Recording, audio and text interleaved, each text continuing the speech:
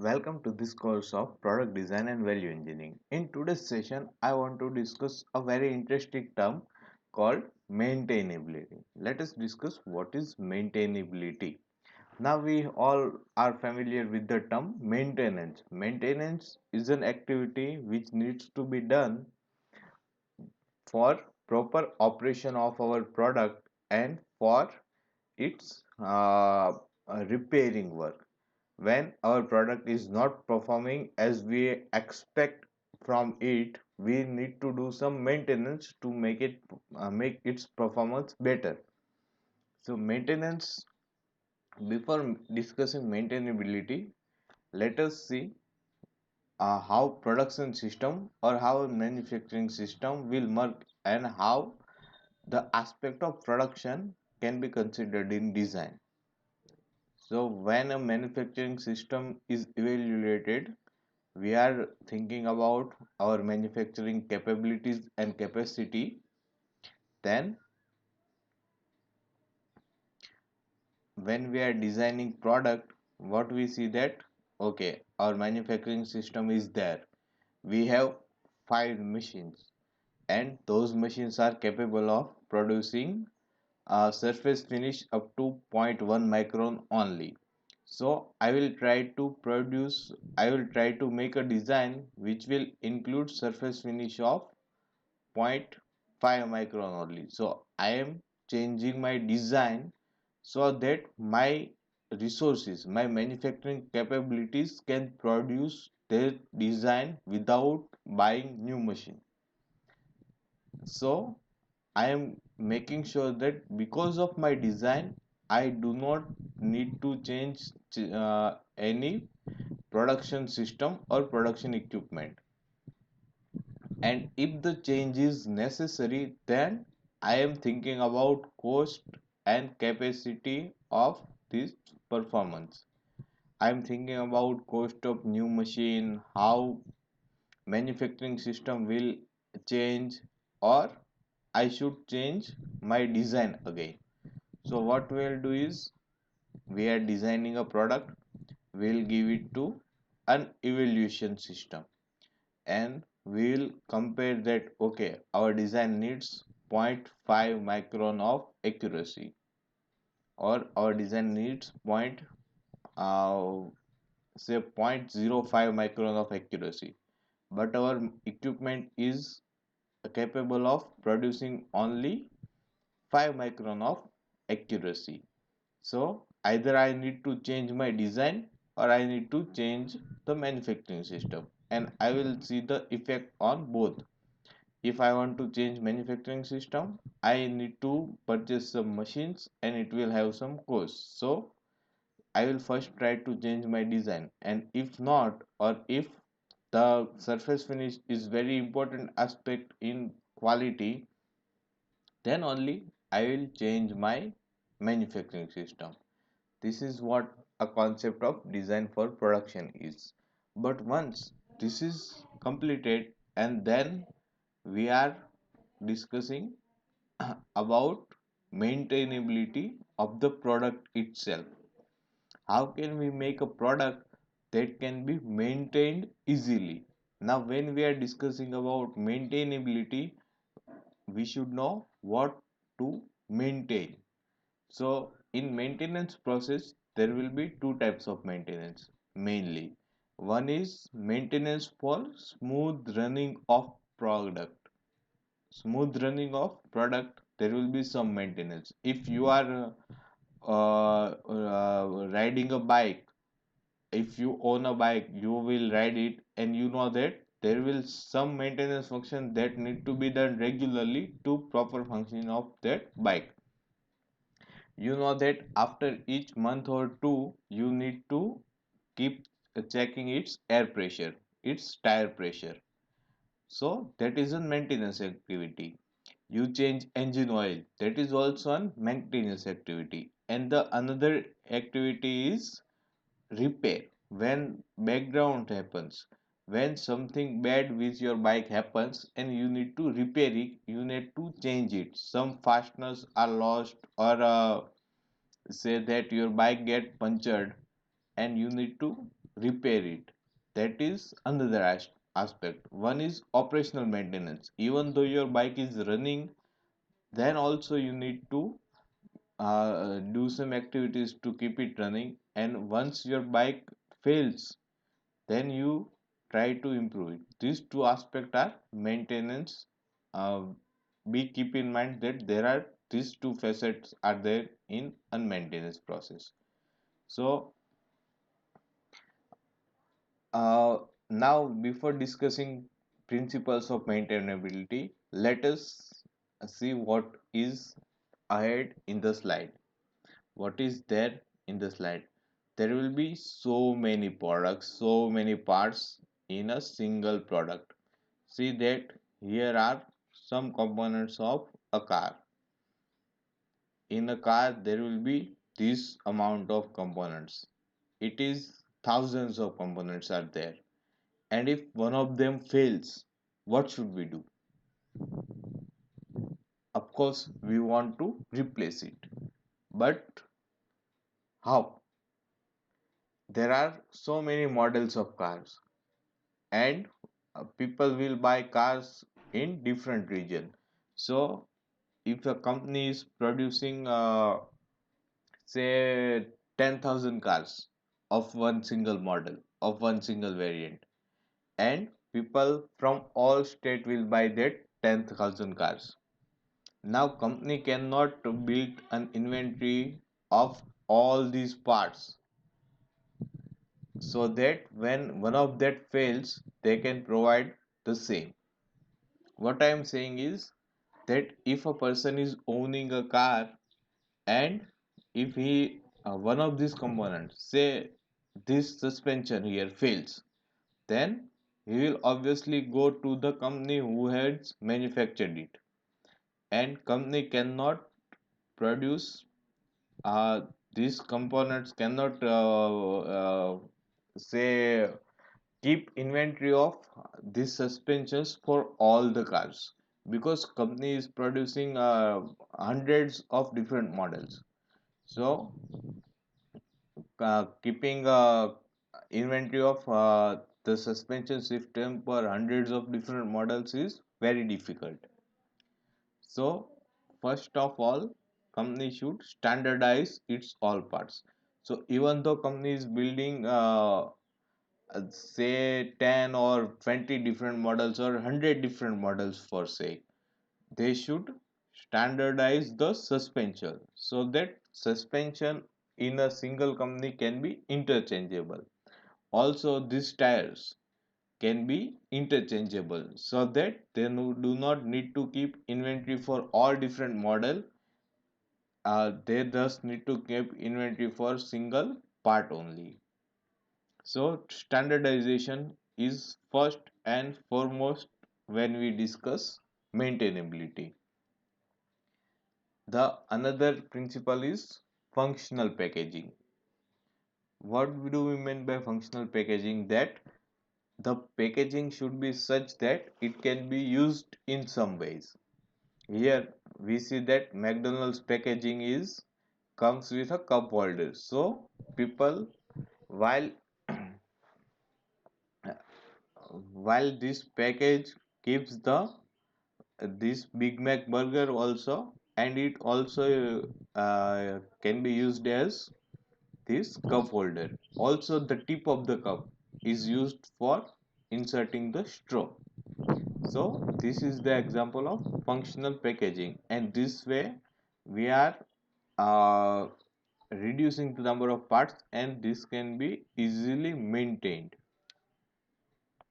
Then modular design is another principle of maintainability. What do you mean by modular design? That a single camera can be equipped with different lenses. So for different types of photography, I do not need different cameras. I just need different lenses, and I can change these lenses accordingly. And so if one of the lenses fails, I do not need to change entire camera. I can only change lens. Suppose I was using this camera with this lens, and by mistake I dropped the camera. So if my camera is still working and only lens is broken, then I only need to change the lens. And if the lens is intact and only camera is broken, then I only need to change the camera. I do not need to throw away the entire product because of this modularization. So if your product is modular, when it fails, you only need to change one module of it. So if your product has 10 different modules and one of them fails, so you can simply remove that module, you can insert another module, and your product is working.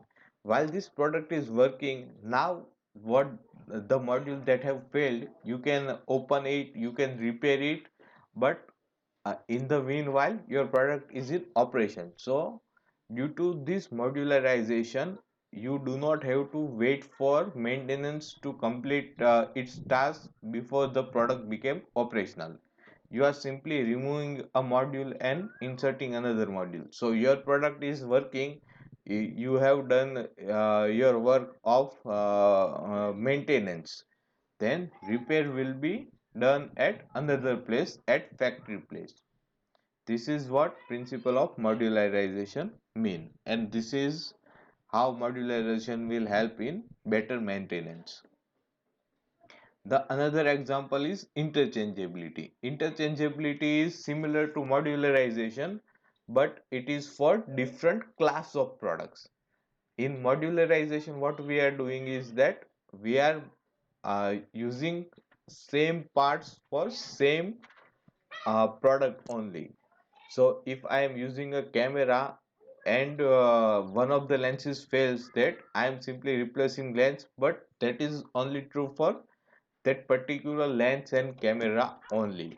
But in interchangeability, we can use different modules in different products. For example, this is a module which is based of wheels, and I can use this same module in a car also, in a bus also, or in this type of closed vehicle also. So this is example of interchangeability, and what this will do is this will reduce the number of inventory that you need to uh, to maintain the product you have.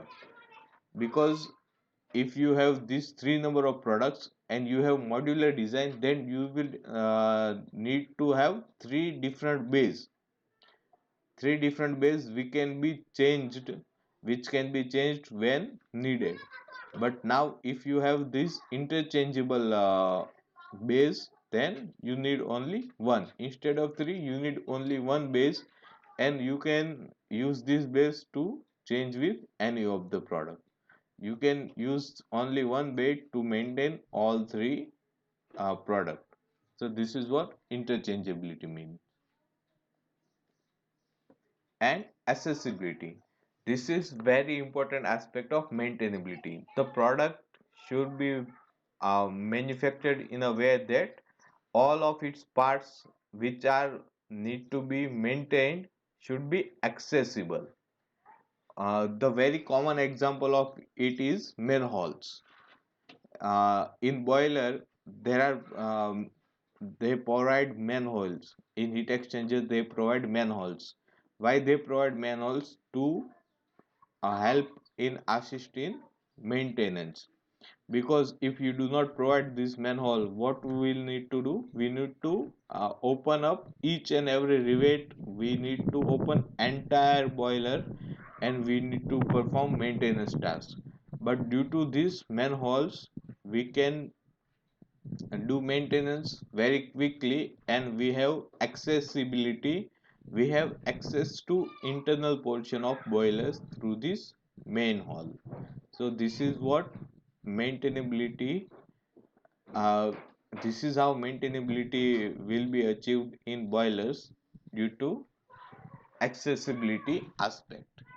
Here also see that the pipes of heat exchanger are rounded from this manhole, because we need to do our maintenance tasks through this manhole, so there will not be any obstruction for us while we are performing the maintenance activities.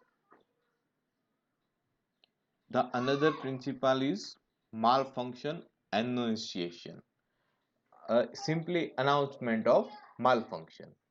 When our product fails, we need a system that announces that okay, there is some problem and we need to perform maintenance. Why it is important?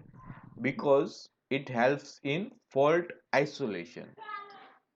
What we mean by fault isolation? Fault isolation is if one single component fails and we get announcement that okay, this component has failed, then we need to stop the machine. If we do not stop the machine, then what will happen is, due to that failed component, all other component will also fail and there are chances of accidents. So fault isolation is the process by which we can make sure that if single fault component fails, we minimize the damage to that component only. Due to that single component failure, our entire system should not become faulty. So that is what fault isolation means. Now another thing is identification of parts. When we have large number of parts and we do not always know that which part is meant for which. So whenever we are designing a product, we should make sure that each part is properly coded, so that we can easily identify that okay, these are the specification for this part and we need to replace with the same coded part. And this is what we mean by identification of faulty parts. Also, when we are designing for maintainability, we should make sure that those operations, those maintenance activities which are need to be done often, should be in the closest reach to the customer. What I mean by that is, suppose let us take the example of bike itself. If you we know that we need to change our engine oil every 2000 or 3000 kilometers. So the engine oil changing is a maintenance activity and it need to be performed frequently. And even uh, the person who is riding the bike should be able to perform that activity. So our goal is that engine oil can be changed very easily and it should be accessible even to the person who are riding it. So even you can change the engine oil. That is what accessibility is uh, accessibility is there for. So those components which which are needed to be maintained frequently and which are maintained by users itself should be easily accessible. They should be on top surface of the product. There will be some components which are not maintained by users, for which we need to go to service center. So with your bike you sometimes go to service center and those components can be in the second layer. So uh, the components that are maintained by users should be on top layer because there should be maximum reachable. Then the components which can be maintained by a service center, they should be in the second level.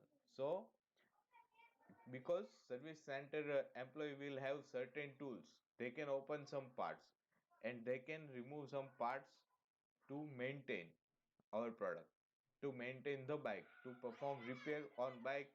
The service center employee will have some tools, but as a user we have limited tools. So those parts which are maintained by service center can be on the second level, and then there will be some parts which can be maintained by company itself, which need to be sent to original equipment manufacturer only. So suppose if there is some problem in your engine, then the bike engine should be sent to the company itself, and you can you can place the bike engine in a closed envelope if you want to protect it, because the user would like to open the bike engine, so you do not worry about that. But the service parts which are maintained by user should be on front line. Then there should be the second line of service parts maintained by service center employees, and then there will be a third line of parts maintained by company itself.